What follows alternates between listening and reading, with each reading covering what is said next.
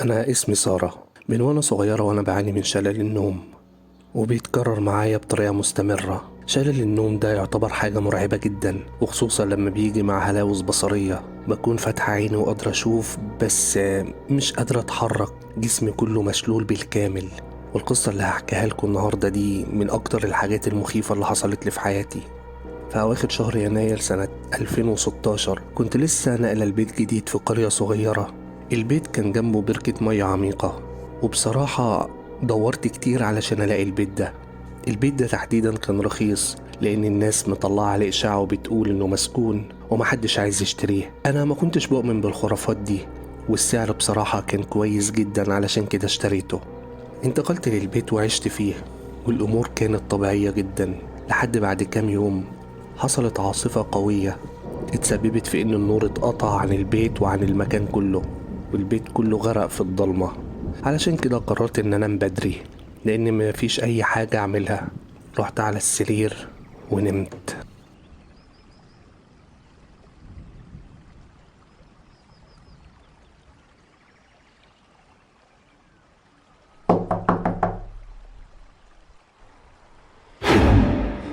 صحيت فجأة على صوت خبط على الشباك.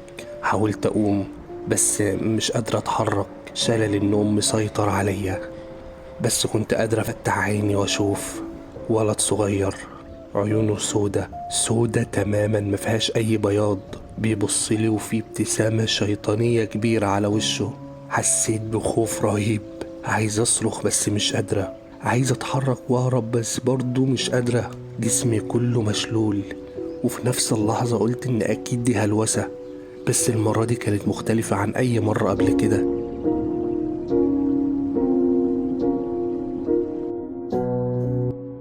فجأة الولد اختفى. حاولت أهدي نفسي، بس بعد شوية سمعت صوت جاي من بره الأوضة.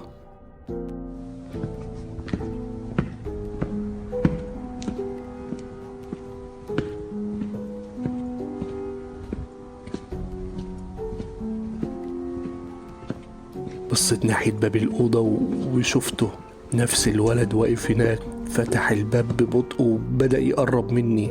ابتسامته المرعبة كانت مالية وشه. فضل واقف قدامي لفترة، وأنا كنت مازلت في حالة شلل النوم اللي المرة دي طولت عن أي مرة قبل كده. حسيت إن خلاص هموت. كنت بدعي ربنا إن أخلص من الكابوس ده.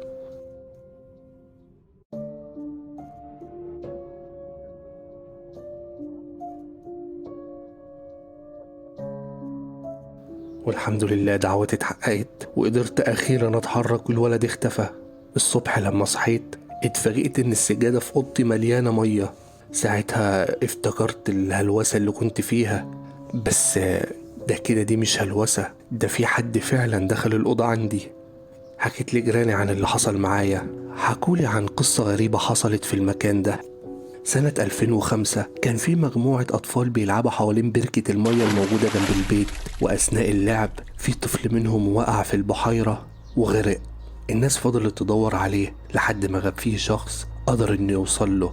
لقى موجود في أسفل البحيرة ميت، وعيونه وبقه مفتوحين على الآخر، وكان مشهد مخيف جدا.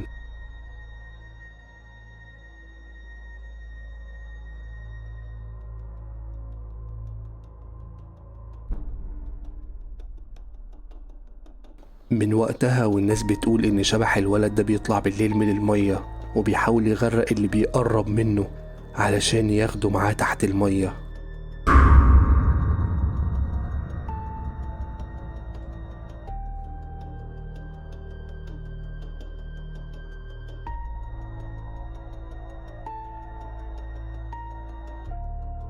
أنا بصراحة ما كنتش بؤمن بالخرافات دي، بس القصة خلتني أخاف. وبعد اللي حصل عرضت البيت للبيع، لأن ما بقتش أقدر أنام فيه ولا ليلة واحدة بعد اللي حصل لي. بس لحد دلوقتي مفيش أي حد وافق إنه يشتري البيت، ولحد النهاردة البيت موجود ولسه ما اتباعش. لو القصة عجبتك ما تنساش اللايك والاشتراك في القناة، ودعمنا علشان نستمر في تقديم المحتوى، وشكرا جدا ليكم.